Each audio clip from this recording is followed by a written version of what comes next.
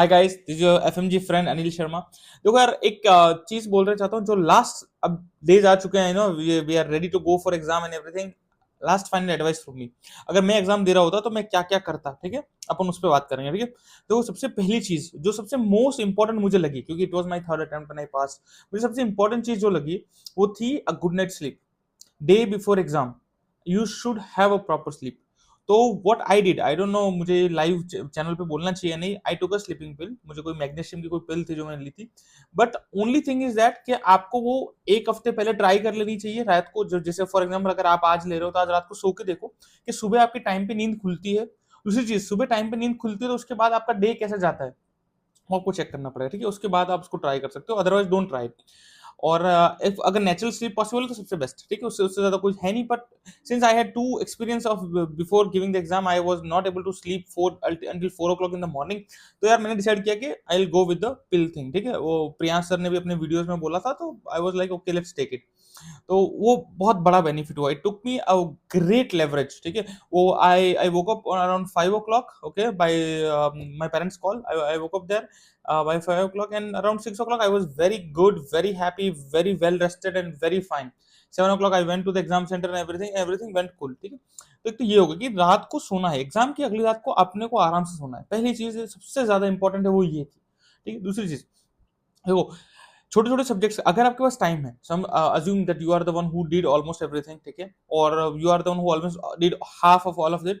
इन छोटे सब्जेक्ट को मिस मत करना। इसको साइकी, डर्मा, रेडियो, ऑर्थो, इनको मिस मत करना, ठीक है। स्पेसिफिकली डर्मा मिस मत करना। ऑर्थो देखो, एक चीज बताता हूँ, आज अपने को ये लगता है, जैसे आई एम टॉकिंग अबाउट दो स्टूडेंट जिनका 149, 148, 146, 145 पे अटका है, उनकी बात कर रहा हूँ, ठीक है। मोस्ट ऑफ द टाइम अब वी डोंट रियलाइज इट, 149 और 150 में 1 मार्क्स का फर्क है, और वो 1 मार्क्स एनेस्थीसिया से भी आ सकता है, वो डर्मा से भी आ सकता है, वो साइकी से भी आ सकता है, वो ऑर्थो से भी आ सकता है, ठीक है। तो और वो रेडियो से भी आ सकता है। फॉर एक तो दैट 1 मार्क्स डिफरेंस, अगर आप 145 से 145 से लेके 150 पे अटक रहे हो, then focus on this 5 subject, don't lose them, ठीक है। ये सब्जेक्ट ऐसे हैं जिनके सिर्फ पीवाईक्यूज ही आते हैं। Almost 85% time the previous year asked question is the same thing repeated in the same question, just उसका फॉर्मेट चेंज होता है, बाकी क्वेश्चन होगा वही रहता है। So revise them, make sure you do all the PYQs of this five subject, because this five subject gave me a good leverage. I think I reached to 165 because of this five subject. अगर ये नहीं होता शायद मैं 151 152 पे अटक जाता, I think that, ठीक है। so that give me a good leverage, ठीक है।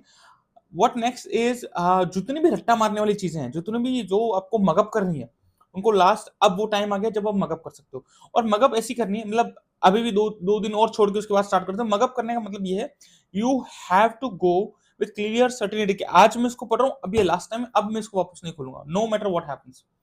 सो वो मगअप वाली चीज है, ठीक है। उनको अब करना स्टार्ट कर सकते हो।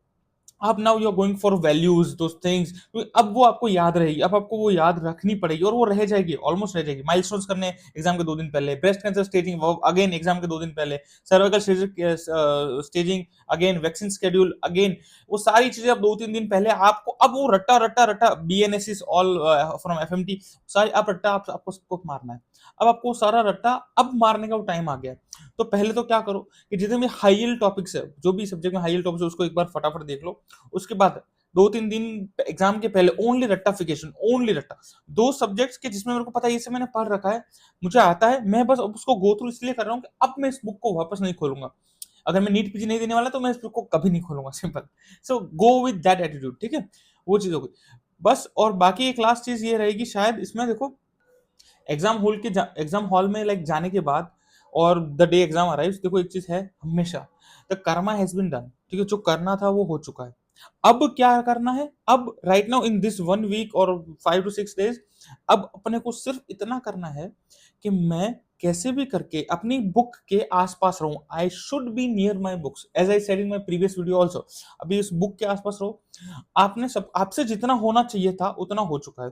1 week miracle is nothing like that, पर 1 वीक में आपको बुक से दूर नहीं जाना है, आपको इंस्टाग्राम, सोशल मीडिया, यूट्यूब से दूर रहना है, ठीक है। I think of course this video is supposed to be on YouTube, but after this video don't go on YouTube, just read your book, check your knowledge, go to the question bank, okay, do the PYQs, come back, do the rectification, sleep. Theory, PYQs, rectification, sleep. theory, PYQ, rectification, sleep. So do like this for this 5 to 6 days and you're going to win. Confidence ये रखो कि बस इससे पहले भी बहुत सारी चीजों में अपन जीते हैं और इसमें भी जीतेंगे, बस इस चीज पे फोकस करो, ठीक है। I believe you, I promise, अगर आपने ईमानदारी से तैयारी की है इस एक हफ्ते, बस अपनी किताब के आसपास रहिए, that's all. Don't do this mistake that you stop everything, नहीं हो रहा, टेंशन हो रही है, ये हो रहा है, नहीं, just stay near your books, that's all. Okay, thank you guys, शब्बा care, good night and wish you good luck.